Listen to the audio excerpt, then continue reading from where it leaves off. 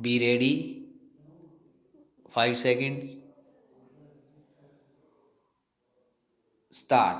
The court found that the aforesaid scheme, being a voluntary scheme introduced by the Government of India, has provided that if the dispute and demand is settled by the authority and pending proceedings were withdrawn by an importer, the balance deemed against the importer shall be dropped, and the importer shall be immersed from any penal proceedings under any law.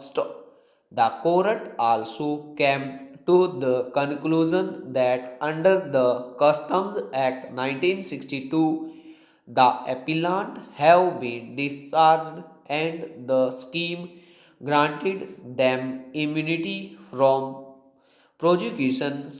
On those facts, the court held that the immunity which has been granted under the provisions of Customs Act will also extend to such offences that may prima facie be made out in identical allegation, namely evasion of customs duty and violation of any notification under the said act.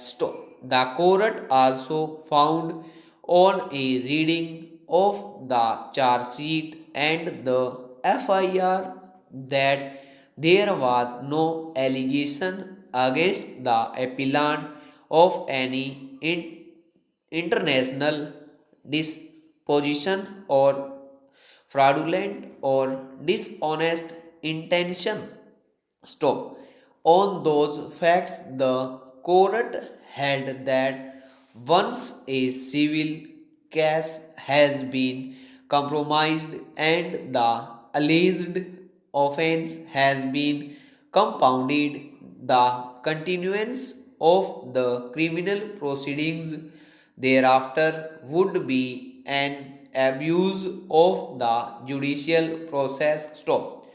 Reliance was also placed on the judgment of this court in the case of CBI and other.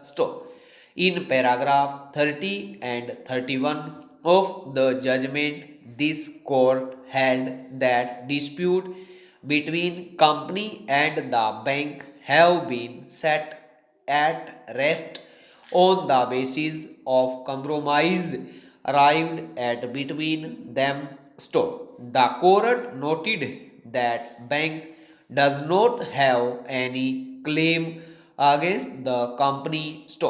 The court the question whether the power of questioning criminal proceedings was suffering from some disability, a person to represent the aforesaid category of persons is only competent to compound the offense, and in such cases the permission of the court is statutory required. Section 320 within bracket 4 also reiterates the same principle by providing that when a person who is otherwise competent to compound an offense is dead, his legal representatives as defined under the Code of Civil Procedure may, with the consent of the court, compound such offense.